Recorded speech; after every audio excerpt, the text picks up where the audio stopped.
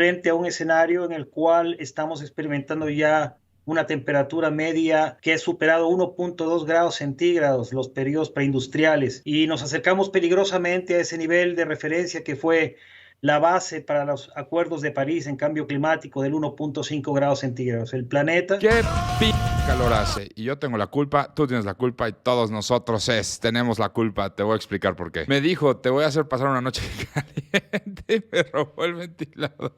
Así andamos todos. Creo que la ola de calor ya se va a acabar.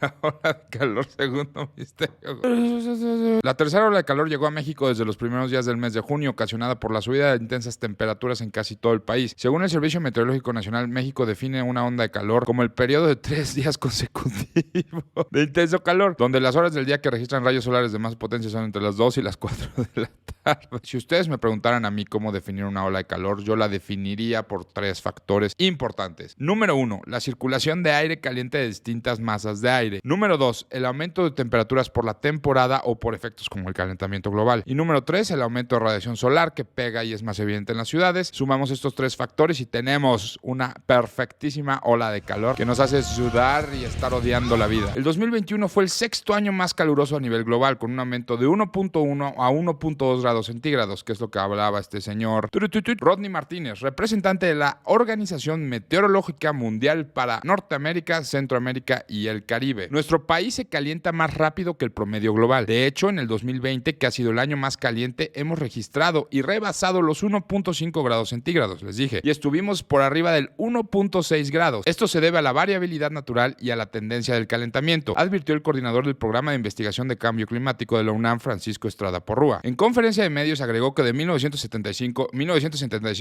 iba a decir una banda muy importante también, pero 1975 es una fecha importantísima. Ahorita les digo por qué. Nuestro país se ha calentado aproximadamente 0.3 grados por década, lo que es alto en comparación con otras regiones del planeta. Mientras que en el centro y gran parte del país está alrededor de 2 grados por siglo, hay regiones en el norte que han alcanzado tendencias de hasta 6 grados de aumento de temperaturas en el siglo. Y vamos a definir la palabra de calentamiento global de la forma más sencilla porque es una palabra que voy a ocupar mucho. Calentamiento global, calentamiento global, calentamiento. No es nada más que el aumento de la temperatura media del planeta. Y a diferencia de lo que te diga tu tía panista, no es lo que Dios quiera. Es completamente nuestra responsabilidad. En 1975, Wallace Smith, un geofísico norteamericano e investigador ambiental clavadísimo en el tema del ciclo del carbono, sacó una publicación que se llamaba Cambio climático. ¿Estamos al borde de un pronunciado calentamiento global? Este artículo señalaba la importancia de reducir las emisiones humanas de dióxido de carbono y también la capacidad del planeta de cambiar a temperaturas extremas en un periodo corto de tiempo. Pero por lo que leo y por lo que veo, creo que en esos años todo el mundo estaba más preocupado por nalguear secretarias y conquistar el espacio. Dicen, el calentamiento global se debe en gran medida por un efecto llamado efecto invernadero, que nos enseñan en la primaria, porque es lo que nos va a destruir y lo que va a cambiar la vida en este planeta para siempre, y vamos a repasarlo con unas grafiquitas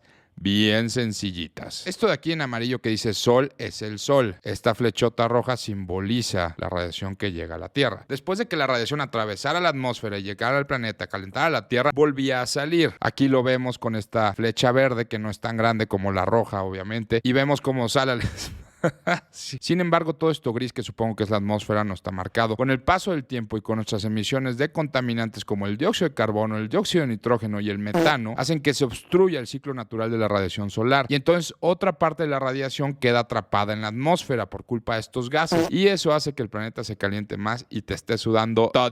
Ya que entendimos esto y vamos súper bien, vámonos por una tabla un poco más complicada.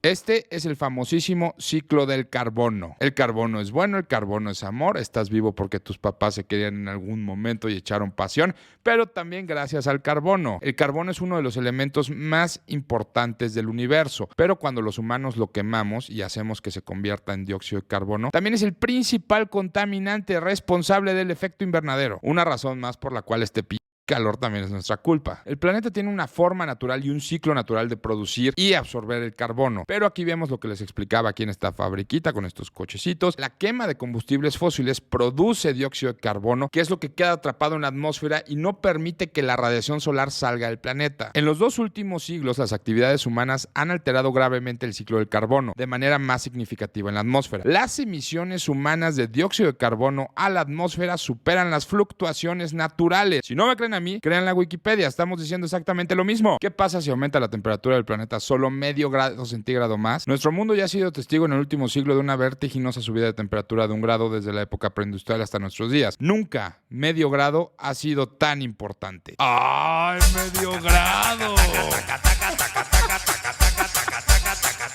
La pérdida de biodiversidad que padeceríamos con el aumento de 1.5 grados sería catastrófica, pero si el ascenso es de 2 grados centígrados, el problema sería completamente irreversible. Y aquí en Twitter encontré el otro día una tablita bastante importante. Este es el medidor de temperatura promedio del planeta que vigila los 1.5 grados. Aquí en verde podemos ver como comparativa histórica una base de 1850 a 1900, donde a lo largo de estos años vemos la curva del clima durante los diferentes días. Después aquí en amarillo tenemos lo mismo, pero de 1979 a 2022, el año pasado. Y vemos cómo aquí va en aumento. Este en rojo es nuestra línea del 1.5 grados que no se puede calentar de más el planeta. Y aquí en azul vemos la temperatura del 2023 a lo largo de este año. Vemos cómo aquí, pasando los días 60, el planeta rebasó la temperatura de los 1.5 grados. Y después aquí, que es donde estamos más o menos, ya volvimos a rebasar la temperatura promedio que no se debería haber rebasado, en teoría hasta 2030. O sea, sí soy team calor, pero no team infierno. Toda la razón, Sol. Aparte te llamas Sol. Las ciudades son la causa del cambio climático. Más de la mitad de la población mundial vive en ciudades y probablemente esa cifra aumente en más de 2/3 partes para 2030. Las ciudades consumen gran parte del suministro energético mundial y son responsables aproximadamente del 70% de las emisiones de gases de efecto invernadero. Los niveles de dióxido de carbono, el gas de efecto invernadero más común, se les dijo, han alcanzado los niveles más altos de la historia, debido principalmente a la quema de combustibles fósiles para la producción de energía. La enorme huella de carbono, un índice que mide el impacto sobre el calentamiento global creada por nuestras ciudades, es el resultado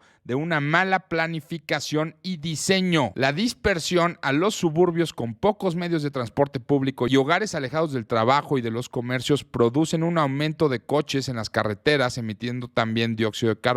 Además, la mayoría de los edificios, que en México son todos, siguen utilizando combustibles fósiles para cubrir sus necesidades energéticas. Vámonos con otro dato. Cada vez llueve menos en el Valle de México. Ernesto, espero decirlo bien, Jauregui Hostos, investigador del Centro de Ciencias de la Atmósfera de la Universidad Nacional de México, dice que la situación de los suelos naturales con árboles por calles deforestadas, pavimentadas y rodeadas de edificios, las ciudades, es un factor local que ha ocasionado una reducción del ciclo anual de precipitaciones pluviales. El calentamiento global ha ocasionado una alteración de los patrones de ciclos de la atmósfera en todo el planeta y ha favorecido a un incremento de la temperatura en general. Yo soy de la ciudad de Puebla, donde el gobierno municipal, en medio de una ola de calor, autoriza la tala de árboles por razones estupidísimas, como para que se pueda ver el frente de una agencia de coches. Este brother la semana pasada evidenció al gobierno municipal autorizando la tala de árboles en una de las avenidas más importantes y transitadas de la ciudad. Chequen, es criminal lo que hizo Chirey México. No compren coches Chirey, el hermano Cerdán. Ojalá haya multas y sanciones severas, pero lo más preocupante es que no fue una excepción. Y así es, el gobierno municipal ha autorizado la tala de más de 100 árboles en la ciudad. Autorizados. Y autorizados por esta señora. Esta señora se llama Miriam Maravián y es la secretaria de Medio Ambiente del municipio. No tiene ninguna experiencia para ser secretaria de Medio Ambiente. Aquí lo podemos ver en su currículum, puro estudio de politiquillo para la foto. Y Miriam Maravián, por tener las manos manchadas de cocidios en esta ciudad, tiene que renunciar al puesto. La señora ignorantemente retuitea a este brother que se ve que trabaja con ella. El trabajo lo estamos realizando expertos en el tema. El Miriam Maravián no es una experta en temas ambientales. Lamentablemente nunca ha existido una profesionalidad en el mantenimiento del arbolado urbano, lo que les causa problemas de salud con instalaciones públicas que pueden llegar a ser un riesgo. Los árboles que se han talado en el hermano Cerdán no tenían problemas de salud. Eran árboles jóvenes y saludables que se talaron porque obstruían la vista un con negocio transnacional. Esa es la importancia de los árboles en la ciudad. Con más árboles, menos calor. El asfalto calentado por la radiación solar puede alcanzar temperaturas mayores a los 70 grados, mientras que los árboles pueden protegernos. La hierba en la sombra se calienta solamente 17 grados. Los árboles no solo nos protegen de la radiación solar, también absorben mucho del CO2 que emitimos. Ahí donde te sientas con agusticidad y está fresco, es porque la sombra del fresnito está pegando bien sabroso. ¡Qué agusticidad! Es porque la sombra del Fraction Sudey está pegando bien sabroso. La matemática de Don Silverio es bien sencilla. A mayor número de árboles, menor radiación solar. Y suponiendo que estás en un cerro lleno de vegetación endémica que no ha sido explotado, hasta se oyen las cúculas a lo lejos. Ejemplo claro de cómo una vez más los politiquillos son rebasados por su puesto y los que la terminamos pagando somos los ciudadanos. En los 20 días que van de la ola de calor no he visto un solo tuit de una sola de las corcholatas que hable sobre planes de sostenibilidad y que hable de la relación entre el calor que estamos viviendo y la falta de acción de los gobiernos, comenzando por los gobiernos municipales, los cuales se están viendo completamente rebasados por estos y otros temas. Y así como la onda de calor, el calentamiento global, la agenda ambiental, nada importa. ¿Por qué? Porque los más afectados son la gente pobre. El cambio climático empeora la pobreza y la desigualdad. En las próximas décadas, el cambio climático y las catástrofes naturales pueden destruir en gran parte los progresos en el empeño por sacar a los hogares de la pobreza logrados en décadas anteriores. Según el Banco Internacional de Desarrollo, en los próximos 10 años, el cambio climático podría sumir en la pobreza 100 millones de personas en todo el mundo. A fin de contrarrestar estas peligrosas tendencias, es necesario que la región haga un esfuerzo concentrado para diseñar políticas que fomenten la sostenibilidad y el crecimiento inclusivo. Países, regiones y personas más pobres tienden a estar más expuestos a los impactos del cambio climático, como la familia que falleció en Tabasco, y a las catástrofes naturales que sus homólogos más ricos. Digo, aquí hay un claro ejemplo de cómo a los multimillonarios no les afecta el calor. Comenta una idea de negocio para esta hashtag onda de calor. Gatitos contra la desigualdad, la supercuenta de Twitter nos dice miau.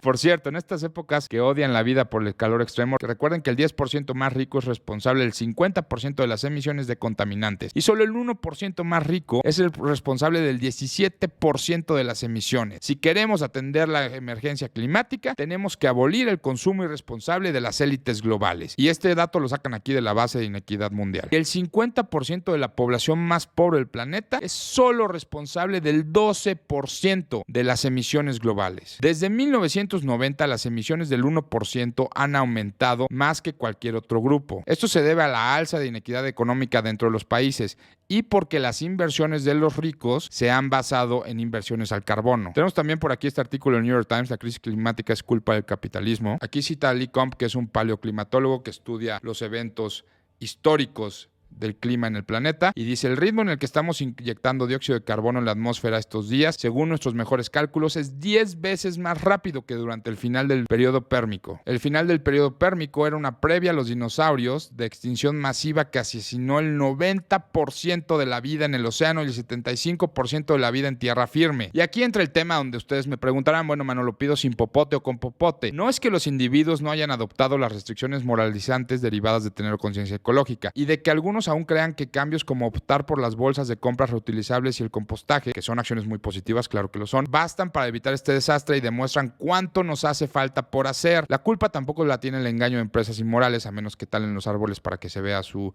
agencia. Nos gusta señalar el escándalo de diésel de Volkswagen, pero ese es solo uno de los muchos fabricantes de autos que deliberadamente se aprovechan de las laxas pruebas de emisiones. Incluso antes de que los Estados Unidos se salieran del Acuerdo de París con Trump, ya estábamos encaminados a un aumento en la temperatura de 4 grados Celsius para el año 2100.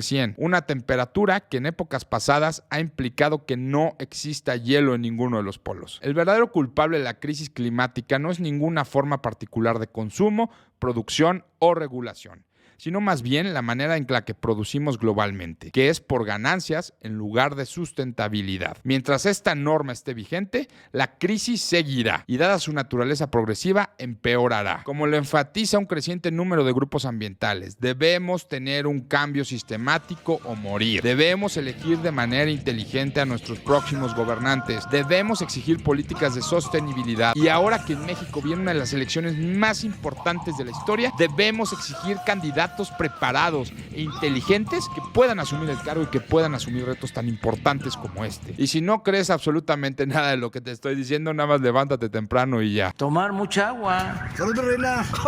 Y no exponernos mucho al sol, hay que levantarse más temprano. Ya me voy a tomar agua. Tápense el solecito, cuídense mucho y que no se les olvide que nos toca decidir.